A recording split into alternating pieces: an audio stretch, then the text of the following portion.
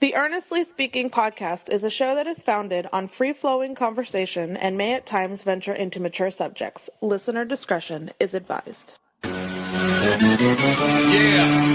Earnestly Speaking podcast.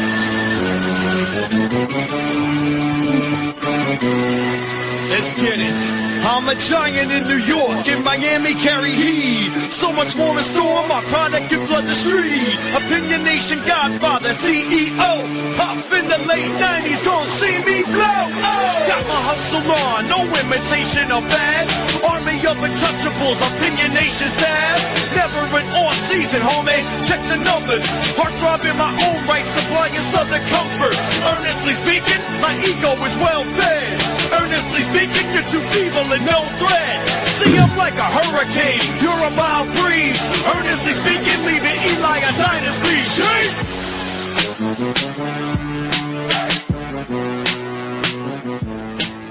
Earnestly Podcast coming to you Sunday morning, March 23rd, 2025. Quiet house here. No one's home. Kids are actually at their cousin's house. Wife's at work. I'm alone. Very rare that happens. I mean, it's so rare that it never happens. It never fucking happens, bro. So anyway, guys, how are you doing? Solo podcast here for you guys on this Sunday morning. I just woke up literally an hour or so ago. I want to get this in, have some content I want to put out there for the listeners here. Lots to talk about today. I want to talk about Pat Riley and his, the Heat struggles and all that. Jameis Winston's now New York Giant. Couple of things on the back end. I did see a band that I've been dying to see for years for the first time live last night. I'll get to that in a second. First things first, subscribe to the podcast on any podcast catcher on the audio side. Let's start there first. Number two, subscribe to the podcast. As I told you guys a week or two ago, we do on YouTube now. I actually changed my personal YouTube page into the podcast page especially now. So you can subscribe to the Earnestly Podcast YouTube channel at Earn Speak Pod. We're a few subs away from 400. Thank you guys for recently been subscribing to the podcast. Appreciate it. I know you guys have been enjoying the wrestling content. We started a new show on there on the feed called Falls Count Anywhere. We started about a week ago. It's been doing very well. Very good feedback. We've been back on the retro pods as of late, the wrestling retro pods. We'll be doing some basketball retro pods very soon. Look out for that very, very shortly in the coming weeks. There's a lot of good shit going on here on the feed. I really appreciate you guys' support. Of course, TikTok also too. We do have clips of the show on TikTok. Check out the podcast as well too. Some clips of the show on TikTok at Earn Speak Pod on TikTok as well. Of course, I'm on Twitter at EJ Christian 7. Lots of things going on here. Very happy to be doing this. The content game is a lot of fun, a lot of work, a lot of sacrifice and all that, but I enjoy doing it. I really do. And having a schedule I have to be able to put time to this stuff, not everybody has this. I have a wife and two kids I still have to be there for and all that, but to have the time to do this and to still be able to this makes me happy. It really does. All right, so let's start here first. Miami Heat have now lost 10 games in a row. It's their longest losing streak since 2007, the 2007-2008 season. Now, of course, that was Pat Riley's last year as head coach.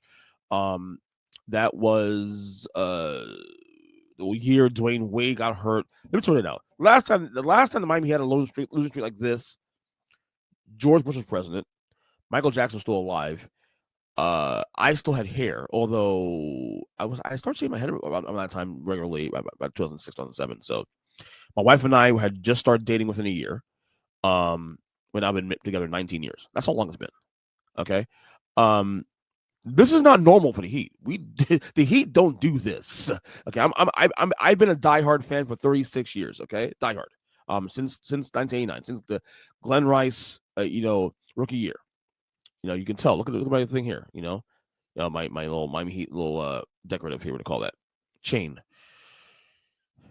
This is rock bottom for the Heat. This is rock bottom, and people will say, "Well, it's because why did you trade Jimmy Butler? That was a bad idea." Folks, stop that. The Heat might be subtly better, might be marginally better with Jimmy Butler right now. It looks bad. You kind of compare it to like the whole thing with the it's a kind of bad comparison right now because it's still short. But the New York Giants, letting Saquon Barkley walk to Philadelphia, and the whole things that convolute the things that happen after that. You know, the whole thing being broadcasted on HBO Hard Knocks, and then he goes to the Eagles, who are already a really, really, really good team. You know, just needed another piece, and then he goes there, and he rushes 2,000 yards, and then he goes to the Super Bowl, wins the Super Bowl this year. So it looks bad, and everybody's going to pile on because of everything that happened. And now the Warriors now on the other end of that trade are now 16-2 since Jimmy Butler has been in that lineup. Okay, I always said the reason I didn't like the trade for the Warriors was more sort of long-term view, not the short-term view. Although I will say this: if they do get another piece, you know, then it makes sense. And number two, Jimmy Butler is not a number one guy anymore. Okay, Jimmy Butler would being here in Miami would have been number one guy, and maybe the Heat like maybe marginally better. How's that help the team? It's still the play-in situation. It's still being the play-in. I mean, it'll just won't look as bad because there won't be a tank and lose streak attached to that, but it would be the same thing. You know what I'm saying? So yeah, it looks bad in the short term, but let's see the long term gains here if Golden State can actually capitalize on that. So it looks bad right now in the short term. But a lot of this now, tank and losing streak and everything that's happened since then and all that, it's now prompted conversation now nationally, not just like locally in Miami, but nationally about Pat Riley, who just turned 80 years old last week. And if he's lost his fastball, if it's time for Pat Riley to close up shop and go in his merry way and retire, I'm going to play a clip from First Take from I think Friday, where Stephen A. Smith and Monica McNutt also is a rising star at ESPN, phenomenal commentator. She just does a radio commentary for the New York Knicks radio team, and Stephen Smith, they got into a little bit of a back and forth about what the Heat should do, what should be the path for Pat Riley going forward. Let's play this clip and react to it, and I'll tell you how I feel. That would love, there's a lot of people that would love to come to Miami, one would think, but LeBron departed from there. Kevin Durant couldn't get him there, didn't come there. Damian Lillard, you couldn't get there.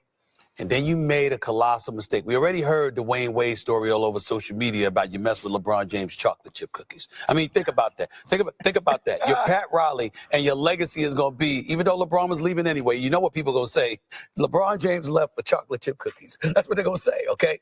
And then we look at Jimmy Butler. And when you look a guy like Jimmy Butler in the face and say, we ain't moving you, forcing him to become a bit truculent and act up to force his way out, it looks like an organization that you're not inclined to gravitate to. I know it's a first-class organization. I love me some Pat Riley. I love everybody on the Heat. I love the Miami Heat, but you can't, there's something that has to be done because you don't have the talent necessary, which Jimmy Butler knew, by the way. You don't have the talent necessary to really, really compete at a high level. And we never thought we'd be able to say that about a Pat Riley team, but we're saying that about him now. And you got people like Jeff Teague and others on social media talking about how he needs to retire. Damn. You can't argue on his behalf right now. All right. First off, the Jeff Teague thing, stop. Jeff Teague's a clown. Jeff Teague's a podcaster, former NBA player. You know, look, he's entertaining as shit, but Jeff Teague says a lot of wacky stuff too also. So you can't use Jeff Teague as an example of like a great commentary because the dude, he just says some wacky shit, man. And look, some of the things he says, it makes no goddamn sense. So, take that for what it was, a grain of salt with Jeff Teague of all people to be defending. Monica?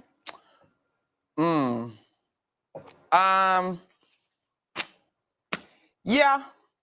I mean, I really want to hold like space for being able to do things in a traditional sense, but I think you have to adapt.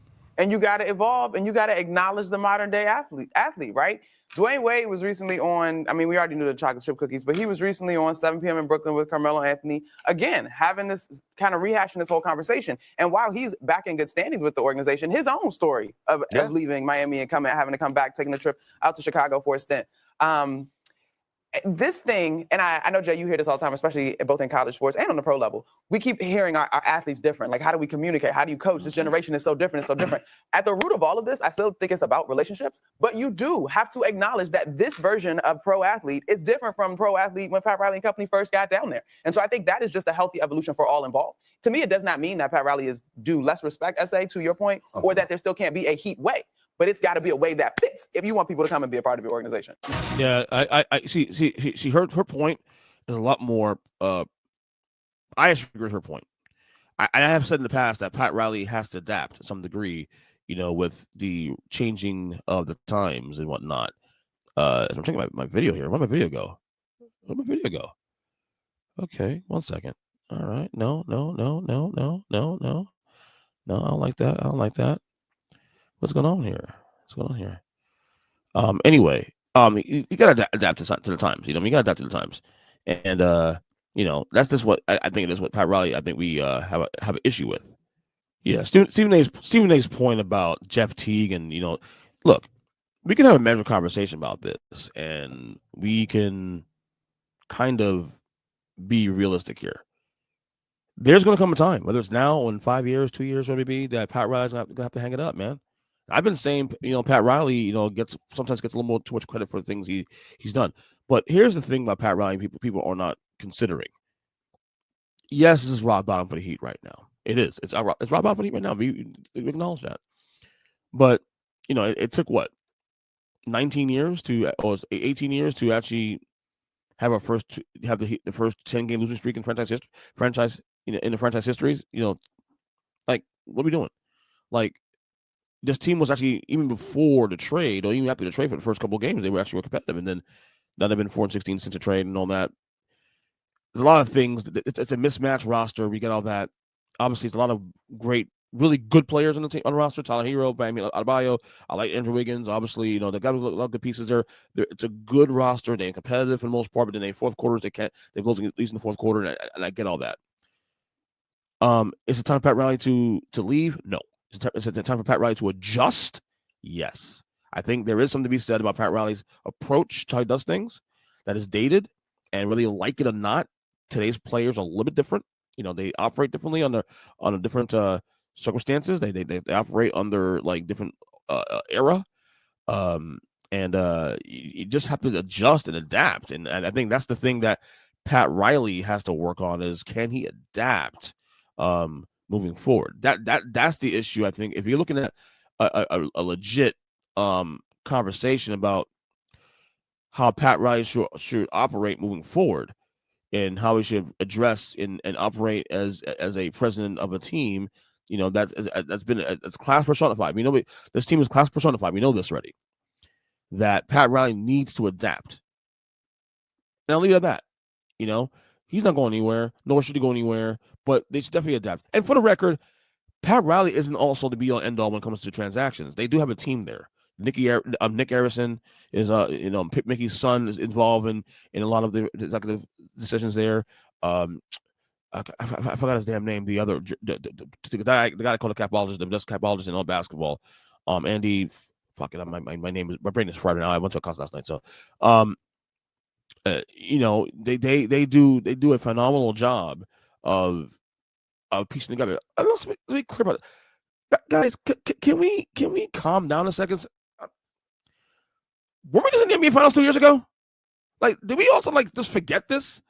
Like, how all of a sudden the Heat gone from a Finals contender literally 2 years ago to now they suck now, and apparently sucks now, and what are we doing? Like, stop. Like, look, I'm not saying not to address things, but can we calm the noise on the panic right now? Yes, this season's been a failure. We can acknowledge that. I think where we have to judge Pat Riley moving forward is, how does he get out of this situation going forward? Can he bring stars here? Is this place still attractive for stars? And not for nothing, Jimmy Butler's career was not in the shitter, but the perception of Jimmy Butler was definitely in the shitter before coming to Miami. So for as much crap as we're going to give Pat Riley for the handling of the Butler situation, the handling of the LeBron situation, the handling of the Dwayne Wade situation, all that, and all that is apropos, and all that makes sense. Jimmy Butler also should give Pat Riley credit for taking a chance on him and really making his second stint here, or fourth stint here, at this point, a successful one. So both things be right here, man. Both things can be right, Also, I know you guys saw Bronny James, LeBron James' son, have his breakup performance last week. I think he had 17 points in a losing cause against the Bucks on Thursday night. Great job by him. Obviously, all the conversation about Bronny and LeBron and the criticisms and stuff. I will still stick to my guns by what I said. Nothing that Stephen A. Smith said on any of his shows in the last 6 months to a year about Bronny James and LeBron James have been insulting. It's been above water. Okay. I still stand by what I said. Now, obviously, if information changes, if Bronny just continues to show that he's going to be a performance like this, he can be an NBA player. No one said he can be an NBA player, but what I've been saying since college is that I didn't see the NBA player in him. Okay, and LeBron should get. LeBron does not get to dictate how we feel about what we saw. You're the one that's telling us that he's better than every player half the league. You want to tell us that, not him. You said that, so it's on you. Okay. But having said that, great job by Bronny James, a breakout performance. And hopefully this could be something that he can add to in the next couple games and whatnot. I don't think he played last night for the record. I don't think he played against Chicago last night during LeBron's return. But great job by Bronny for a fantastic performance last week. And granted, a lot of it wasn't losing cause in garbage time, but it doesn't matter. He's getting his feet wet, and look. Here's the thing. I am rooting for the kid. I'm rooting for him. But at the same time, if I see if he's playing well, like right now, he played well, right? He played well. I'm praising him for it. Okay, he doesn't play well. I'm going to criticize him, and that's how we should, as podcasters, media members, want to call it. This is how we should operate. Not operate in bad faith. I'm not doing that here. Okay, so LeBron, calm your ass down once again. All right. Football news. The New York Giants, my New York Giants, signed Jameis Winston to a 2-year contract on Friday night. Lots of buzz on social media about that. I'm going to tell you now, I like the move, and here's why. Because for the same reason I told you guys a month ago why, when at the time the whole Matthew Stafford thing was hang on the balance. And why I was saying that the Giants should not go after him because this fit the timeline. Jameis Winston, however, does fit the timeline for the New York Giants. I told you guys already that I want the New York Giants to focus on the next 10 years, not the next 2 years. And a move like this tells you that he's a bridge. He is the perfect bridge quarterback. He's not terrible. He's not great. He's just a guy that can get you over, that can keep your team sane, could keep, he's a guy that, the guy throws 30 picks, 30 touchdowns in the same season. It happens. The only guy I've ever seen, I think the only guy players ever thrown for, led league in touchdowns and interception in the same year. That's who Jameis Winston is. But what he also is, though, is a great leader. And what this move confirms now is that the New York Giants will be drafting a quarterback. So if Shedeur Sanders or Cam Ward, it's probably going to be Shedeur Sanders, falls number 3 in the draft, the Giants are going to draft him. And Jameis Winston is the perfect guy to have playing behind him, or maybe. So having said that, I like this move for the Giants. What I like about them more than anything else is that the Giants now have a direction. The reason why look, I wasn't necessarily against the Giants going after Aaron Rodgers and Russell Wilson. But the thing is, I think both those guys still view themselves as franchise quarterbacks, guys that you can still win with. And if you add those guys on the roster, you have to sign those guys with the thought that you're trying to stretch out 2, 3, 4, 5 years. And I don't think the Giants want to do that now. The Giants are in a place now that you need to find your next franchise quarterback, not your next Band-Aid. Okay. You're a bad franchise right now. You need to, start fresh, do a real rebuild. Bring Aaron Rodgers. That's not going to help anything in the long term. Okay. It's not going to help in the long term. So a Jameis Winston gives you direction. Okay. He might be a starter week 1, probably. But if you draft Shedeur Sanders, most likely he'll be the starter at some point, whether that's week 1 or week 8. But Jameis Winston is a very good leader. By the way, he's turned his life around. He's been phenomenal. He's a great locker room guy. I like the signing. I do. I really do. So shout out to Giants for a good move for the direction of the franchise, more than anything else. All right. College basketball. Today's the last day of round 2. My bracket's already done. My bracket is fucking trash. It's done. My bracket was shot from the minute Clemson lost on Thursday afternoon, and I racked the losses. Wisconsin's out now. St. John's is out. All these teams that were favorites, I picked all out. So as I told you guys, my Final Four I had was I had Duke, Michigan State, was it Duke, Michigan State, Florida, and Purdue as my Final Four. That's still alive, obviously, but 3 to 4 is pretty obvious. Purdue is the one different pick of the 4. But my bracket is toast. It's trashed. So yeah, is what it is. What else? Joe Biden now apparently. I know I've toned down political talk on the podcast, but I was reading an article the other day. Joe Biden wants back in. He wants to help the Democratic Party now with fundraising and this and that. With everything that's happened now with the Trump administration and him undoing things that Biden put in place and all that, and whether you agree or disagree with it. Okay. Mr. Biden, we appreciate your service to this country. 4 years as president, 8 years as vice president, 40 plus as senator. Okay. I mean, I know obviously the people love you, people hate you, polarizing figure. We got all that. We're not having that conversation now. We're talking about the future of the Democratic Party, the future of politics as a whole. By the way, at some point in the next couple months, I'll be doing a Democratic Party another like autopsy, debate with some friends of ours, some regulars on our podcast, to have a conversation about the future of the party. But yeah, I'm political talk. Yeah.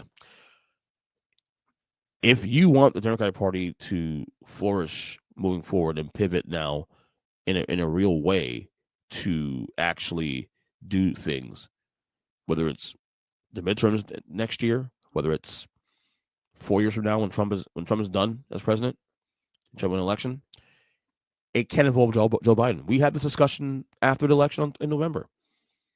We had this discussion that if the party's going to thrive moving forward, it's got to change. It's lost working class. And changing means you pivot off of Chuck Schumer, you pivot off of Nancy Pelosi, you pivot off of Joe Biden, you pivot off of Hillary and Bill Clinton, and yes, you might have to pivot off of Barack Obama as well too. Yes, hard pill to swallow, but look at it as marketing. Look at the market. You let Donald Trump get elected twice as president. You, Joe Biden, and the administration lied to us that Joe Biden was fit and Joe Biden was able to have a second term. And I know what I'm saying here is controversial. People, I don't care. Because as what we're hearing now in hindsight from people in his camp now is that he was not fit to run. And it lied to us anyway about that. So stop. Okay? Again, appreciate your service. But if the Democratic Party is going to, if you want to help the party and fundraise, do it behind the scenes. Do it behind the scenes. I mean, you can support the party, but you can't have you on the front lines and all these things I mentioned can be in the front lines. You got to pivot. You got to change the real way. Same on the Republicans. They changed. Donald Trump was a massive pivot. Donald Trump becoming your leader of that party was a massive pivot for the traditional Republican Party. Sorry, my throat's a little itchy. I actually lost my voice last night too at the concert. So if you're going to change in a real way, and you really want to change in a real way, you have to pivot in a real way. And unfortunately, some of the things you're seeing, it's same old status quo. And you wonder why you siphoned off so many fucking votes between 2020 and 2024. Okay? Joe Biden beat Donald Trump by 7 million votes in 2020. Okay? That's kind of a close as a landslide. Even though I don't think it's a landslide, as close to a landslide as possible. And then Donald Trump beat Kamala Harris, who was Joe Biden's vice president, by 1.5 million votes.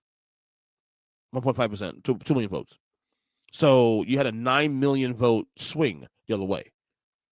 I don't care about the optics and I don't care about all this and stuff. You still siphoned off. You still shifted 9 million votes another way 4 years later. That's a Joe Biden problem, regardless of what you may think about everything else. Okay? Regardless of the policies you agree or disagree with. Okay? Everything in politics is about optics and perception. And Joe Biden's perception and optics were terrible. Terrible. Okay? And obviously we get to the top policy things I agree, disagree with, obviously, but that's what matters, though. And people don't follow policies day to day. They see, okay, this is up. Who's president? That's the guy. Okay, vote for the other guy. That's simple. Which part of the reason why I hate the two-party system in the first place, because it gives you it leaves you in the either-or scenario, and I can't stand that. But if this party is going to thrive in the future, it can't have Joe Biden involved. It can't have these names I mentioned, Chuck Schumer involved, Nancy Pelosi, you name it. All the things I mentioned. It's got to pivot. It's got to get younger. Got to get fresher. Got to have real policies for working class. And so far, everything I've seen so far is not. It's not going that way. So far, but again, a few months into the Trump administration, I mean, obviously they're doing their thing, and that's what. And a lot of things I see there that raises cause a pause. But you know, at the same time, this is what the country voted for, and this is why we're here, because of your inadequacies, you know, for the administration and the party. So there's that, and that's why, and this is exactly why I stayed on their neck for fucking 4 years for this reason. So, but you know, you don't listen, so whatever. Anyway, last thing we got out here. So last night, as mentioned earlier on the top of the show, last night I finally saw. I scratched a bucket list last night. I finally saw one of my favorite bands. Well, actually, you know, Deftones is actually, I'll say one of my favorite bands, but it's actually a band I've really admired for years. Deftones. Saw them last night down in Fort Lauderdale, down in Sunrise. Me and my wife went with a bunch of friends, nice crew. Went to dinner before the show, the Yard House, little pregame action, phenomenal time. You know, these are the things I'm enjoying about life now, is taking these core memories now, making core memories. My kids didn't go. My kids stayed with my brother and my sister-in-law. I appreciate them watching them. Which, by the way, they're still there now. We went there to go pick them up, and they wanted to stay at the house with their cousins, so we kept them there. Which is why the house is empty right now, because normally the kids would be home with me hanging out. But we went to to the show last night. Great show. We had seats. Our seats were on top of the arena. I got the cheap seats because whatever. I wanted to be up on top. I wanted to see the stage. I had great seats. My great seats were great because I had it on top, but I was able to see the stage directly, and they sound phenomenal. Great show. You know, and it was funny because I was scared too, because being a musician and being friends with musicians for years and whatnot, I've been told the Deftones is hit or miss. The people close to me who do like the band a lot, but say they stink live. And there are people who I talked to say they're amazing live. So I was a little worried that you may get a mixture of both, or maybe we get one or the other. No, last night they were tight. Last night they were fucking tight, dude. I remember they were playing Swerve City. That riff I love. Like they were tight. They were tight. So great time. Mars Volta opened for them. Look, Mars Volta, I like them, but they're an acquired taste. They're a little different for folks like, you know. And my wife was actually falling asleep during the set. I thought she liked them, but she wasn't a fan. I like I said, they're a good band, but they're for acquired taste. They're acquired taste for, like, if you're a musician, you definitely appreciate them. I appreciate them. I don't listen to music normally. I wouldn't probably listen to music on a normal basis, but I'll probably pop on an album or two depending on how I feel. But it was really a great show. I had a great time with friends. We got home by midnight, and we had to pick up the kids, like I said, and they didn't want to come home, so we came back with my wife. I had a night to ourselves, which was great. I slept in a little bit today. I was exhausted. Man, I'm getting old for this shit, bro. I'm turning 45 in May. You know, it's one of those things, man. But you know, I love these core memories we're producing now for myself and my wife. You know, we're starting to get out there again. Kids are starting to get older little by little, so we're starting to enjoy life. Next show, I'm hoping to go Disturbed next month. And then of course my wife and the kids are planning to see Metallica in June in Tampa. That's the other big show planned. And then, of course, like I told you guys a few episodes back, my wife and I are planning on going to, well, not planning, we are going. We have already bought our tickets to go to New York, or New Jersey rather, to see System of a Down and Korn in late August.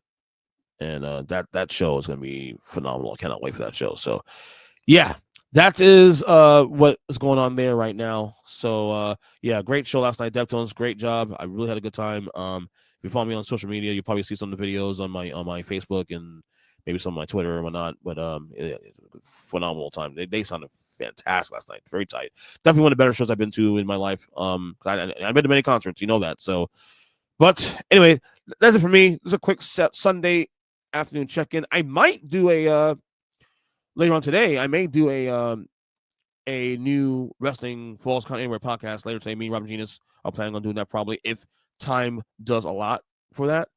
We're gonna probably get into that. But again, I'm on Twitter at EJ Christian 7, Urging Podcast, across all podcast catchers, of course, YouTube at Earn Speak Pod, Earn Speak Pod on TikTok, and where else can you find me? I'm also missing.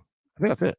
Yeah. So continue subscribing to the feed, doing the shows, join the content, and we will talk to you guys soon. And until next one, later.